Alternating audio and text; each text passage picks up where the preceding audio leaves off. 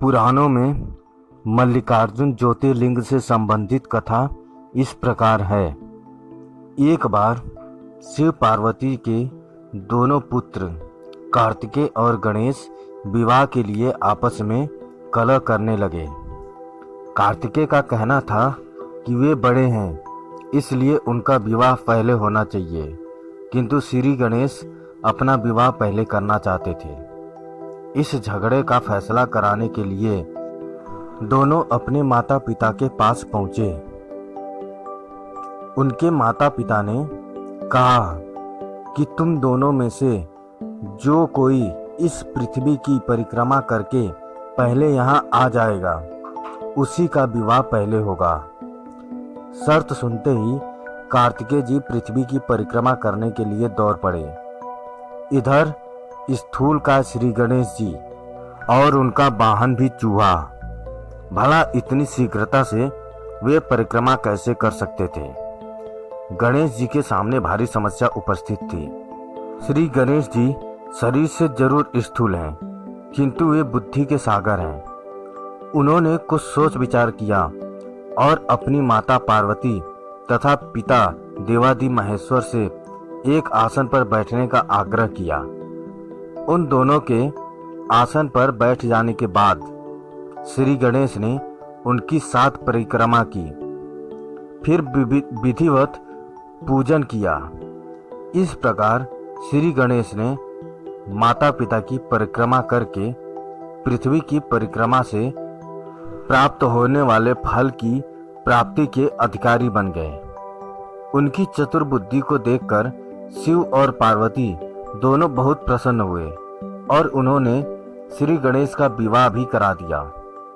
जिस समय स्वामी कार्तिकेय संपूर्ण पृथ्वी की परिक्रमा करके वापस आए, उस समय श्री गणेश जी का विवाह विश्वरूप प्रजापति की पुत्रियों सिद्धि और रिद्धि के साथ हो चुका था। इतना ही नहीं, श्री गणेश जी को उनकी सिद्धि नामक पत्नी से शुभ तथा रिद्धि नामक पत्नी से लाभ, ये 2 पुत्र रत्न भी मिल गए थे। भ्रमणशील और जगत का कल्याण करने वाले देव ऋषि नारद ने स्वामी कार्तिकेय से यह सारा वृतांत कह सुनाया। श्री गणेश का विवाह और उनके पुत्र लाभ का समाचार सुनकर स्वामी कार्तिकेय जल उठे। इस प्रकरण से नाराज कार्तिकेय ने शिष्टाचार का पालन करते हुए अपने माता पिता के चरण छुए और वहां से चल दिए। माता पिता से अलग होकर कार्तिकेय क्रौंच पर्वत पर रहने लगे। शिव और पार्वती ने अपने पुत्र कार्तिकेय को समझा बुझाकर बुलाने हेतु देव ऋषि नारद को क्रौंच पर्वत पर भेजा। देव ऋषि नारद ने बहुत प्रकार से स्वामी कार्तिकेय को मनाने का प्रयास किया, किंतु वे वापस नहीं आए। उसके बाद कोमल हृदय माता पार्वती पुत्र स्नेह में व्याकुल हो उठी। वे भगवान शिव जी को लेकर क्रौंच पर्वत पर पहुंच गई। इधर स्वामी कार्तिकेय को क्रौंच पर्वत पर अपने माता पिता के आगमन की सूचना मिल गई और वे वहां से 3 योजन अर्थात 36 किलोमीटर दूर चले गए। कार्तिकेय के चले जाने पर भगवान शिव उस क्रौंच पर्वत पर ज्योतिर्लिंग के रूप में प्रकट हो गए। तभी से वे मल्लिकार्जुन ज्योतिर्लिंग के नाम से प्रसिद्ध हुए। मल्लिका माता पार्वती का नाम है, जबकि अर्जुन भगवान शंकर को कहा जाता है। इस प्रकार सम्मिलित रूप से मल्लिकार्जुन नाम उक्त ज्योतिर्लिंग का जगत में प्रसिद्ध हुआ। एक अन्य कथा के अनुसार क्रौंच पर्वत के समीप में ही चंद्रगुप्त नामक किसी राजा की राजधानी थी। उनकी राजकन्या किसी संकट में उलझ गई थी। उस विपत्ति से बचने के लिए वह अपने पिता के राजमहल से भागकर पर्वतराज की शरण में पहुंच गई। वह कन्या ग्वालों के साथ कंदमूल खाती और दूध पीती थी। इस प्रकार उसका जीवन निर्वाह उस पर्वत पर होने लगा।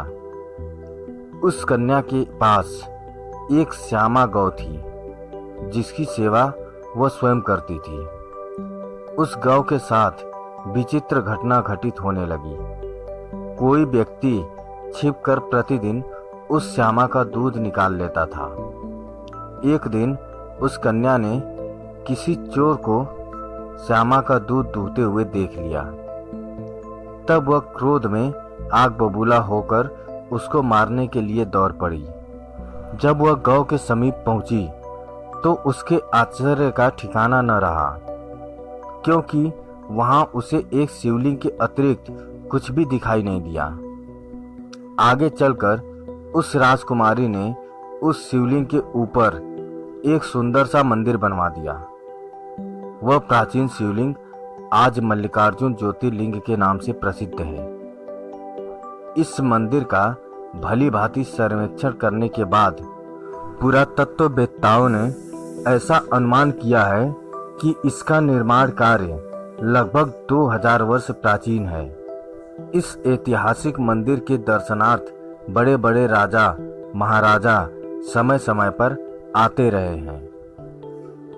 दोस्तों, भगवान शंकर के मल्लिकार्जुन ज्योतिर्लिंग की यह कथा आपको कैसी लगी, हमें कमेंट करके जरूर बताएं।